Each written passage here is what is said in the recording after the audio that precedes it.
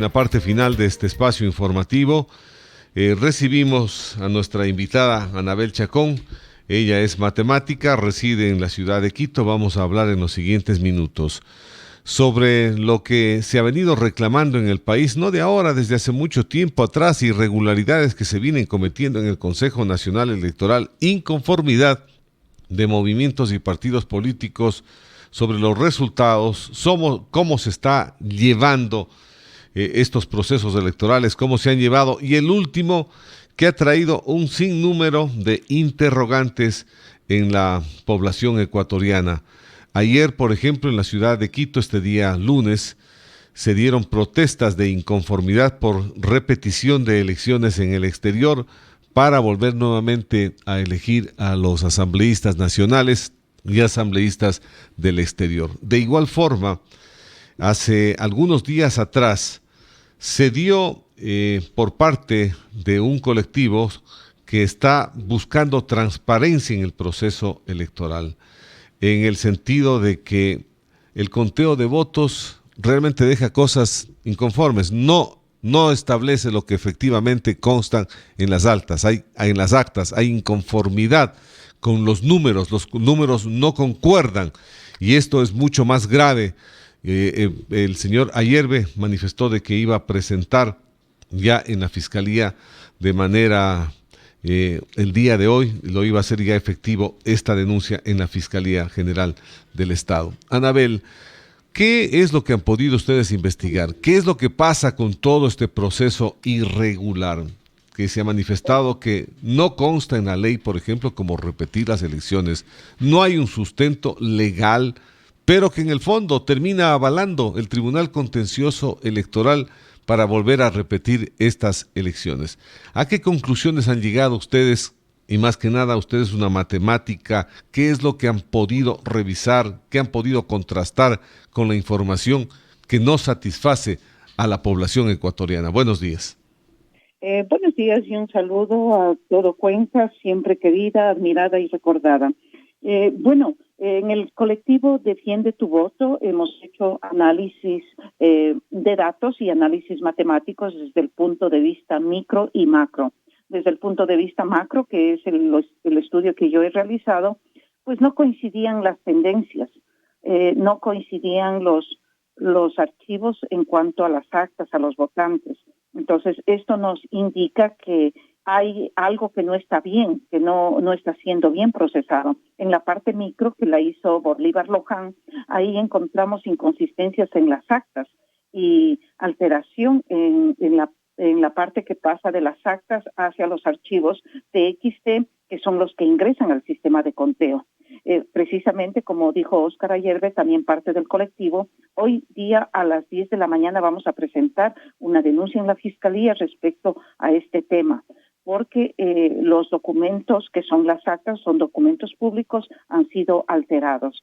Nosotros no podemos determinar si ha habido fraude o no en el sentido de que favorezca o no a una persona, pero sí podemos asegurar que hay una mala manejo, una manipulación en los datos que no corresponde a reflejar la voluntad popular. Esa es nuestra preocupación como colectivo y creo que de toda la ciudadanía.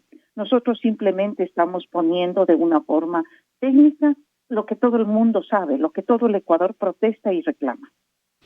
Anabel, ¿cómo llegan a esta conclusión de que los documentos no dicen y no reflejan lo que está en las actas? ¿Ustedes desarrollaron un control paralelo con estas actas frente a los resultados que proclama el Consejo Nacional Electoral? Como le digo, se hizo desde un punto de vista micro y macro. El macro es con los resultados que va publicando el CNE. El mismo CNE, estamos usando información del CNE. Y ahí yo hice un análisis de las tendencias y no es posible que las tendencias durante la publicación de los resultados no cambien. Esto matemáticamente es imposible. Desde el punto de vista micro, que lo hizo Bolívar Loján, pues se corrieron todas las actas que son bajadas del sistema SURE, del CNE. Entonces nosotros estamos trabajando con información del CNE. No es que nosotros hemos tomado información paralela o de un sistema alternativo. No, es información del CNE. Y por decirle un dato, en los resultados de la consulta del Yasuní, ponen como que se ha contado el 100%, cuando en realidad faltan 635 actas que corresponden al exterior, porque según el CNE se anularon las votaciones para presidente y asambleístas, pero las de Yasuní permanecen vigentes y sin embargo no están en el sistema. Estuvieron y las borraron. Entonces, este tipo de manejo arbitrario e impreciso es justamente el que genera todas estas dudas sobre todo el proceso electoral. Usted manifestaba en el análisis que hace y que le correspondió a usted, dice, no coincidían las tendencias, hablando en términos matemáticos, pero esto ya no es un proceso solamente de estas últimas elecciones, como que se viene repitiendo en todas las elecciones. ¿Cómo poder demostrar jurídicamente para que esto se tome una determinación y se ponga un freno? Porque unas cosas hemos escuchado desde el mismo sector político. Una cosa es lo que usted ve en las urnas, pero otra cosa es lo que proclama el Tribunal del Consejo Nacional Electoral, que esta parte es la que preocupa al pueblo ecuatoriano. Precisamente por estas dudas es lo que nosotros estamos presentando acciones legales. Y como usted bien lo dice, no coinciden desde hace tiempos, ¿no? Le doy un ejemplo. Yo también hice el estudio de febrero, de las elecciones del 5 de febrero. Y ahí ocurría, con datos del mismo CNE, no datos que me he inventado, no datos que me han dado, con datos del CNE, no coincidían los archivos de actas con los archivos de votos. Le doy un ejemplo. Si tenemos 100 votantes y hemos contado actas de 10 votantes, es decir, tenemos 10 actas con 10 votantes por acta. Si hemos contado 9 actas, debemos tener 90 votos. No hay forma de que tengamos 91, no hay forma de que tengamos 85. Si haga usted que cuente por actas o por votos, no puede haber una diferencia. Y sin embargo, en los archivos que estudié del 5 de febrero, no coincidía esto. No coincidía esto. Aquí hay una ecuación electoral que deben coincidir todos los votos con los sufragantes. Y le doy otro ejemplo. Los ausentes en una misma mesa. Si 20 personas no fueron a votar en esa mesa, esas 20 personas ausentes deben constar en todas las actas, en las actas presidenciales, de asambleístas, del Yasuní. Deben constar los mismos 20. No es posible que haya una diferencia en el ausentismo entre las juntas. Entonces, ese tipo de errores son imposibles. Y sin embargo, existen y vienen existiendo desde hace tiempo. La diferencia es que ahora ya los ciudadanos han logrado entender la importancia y este mecanismo más técnico y estamos cansados de que esto sea así. Anabel, ¿quiere decir entonces que aquí se puede armar un sistema paralelo, como hemos escuchado en algunos partidos políticos, el famoso control electoral, que usted va a los lugares, a los recintos electorales, a las juntas receptoras del voto, y las actas que son llenadas por quienes están en estas juntas son exhibidas? Usted puede tomar una fotografía y hacer un control paralelo al que debería tener el Consejo Nacional Electoral, que tiene, más bien dicho, el Consejo Nacional Electoral. Y los resultados deberían ser iguales entre lo uno y lo otro. Y lo que hemos escuchado es que dicen que no son iguales, que no concuerdan los unos resultados con los otros. ¿Por qué? Esa justamente es la pregunta que debería responder el CNE. ¿Por qué se da esto? Mire, nosotros planteamos como un equipo técnico, planteamos hechos y planteamos preguntas. Le corresponde al CNE absolver estas preguntas. Simplemente en Twitter, en redes, pues nos ponen falso, pero nunca nos ponen la razón. Y lo que queremos son razones. Y precisamente, los niveles de errores, haciendo un análisis de errores, deben ser voluntarios o involuntarios. Si es voluntario, estamos en un grave problema, porque deberíamos preguntarnos por qué se da ese error voluntariamente, con qué intencionalidad, quién se beneficia. Y si es involuntario, los errores pueden darse en la base de datos o en la parte informática. Si es involuntario, lo que nos indica es una ineptitud total del CNE. Total, porque no ha sabido responder a las situaciones, no ha sabido estar a la altura. Y no solamente es en el plano informático y del proceso electoral de conteo, sino en todo, en todo. Mire, esta situación del voto en el exterior. Para mí debía asumirse ese error, que fue un error craso del voto telemático. Pero después el remedio es peor que la enfermedad, porque salen primero que no se ha tocado las votaciones, luego que sí se han hackeado, que se anulan, después que solo se han visto afectados asambleístas, después que mejor también el presidente. ¿Usted cree que podemos vivir en una situación caótica porque el CNE no sabe tomar decisiones ni asumir errores?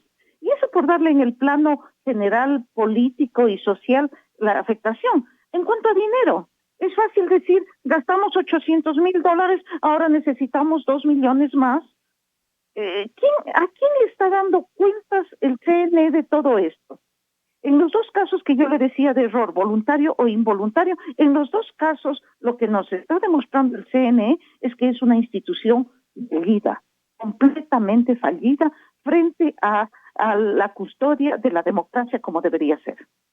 Cuando usted dice hay dos escenarios, un error voluntario o involuntario, de acuerdo al análisis, porque usted no solamente en este proceso ha hecho seguimiento, viene haciendo seguimiento de algunos procesos y hay la preocupación para llegar a este tema de haber conformado este colectivo Defiende tu Voto.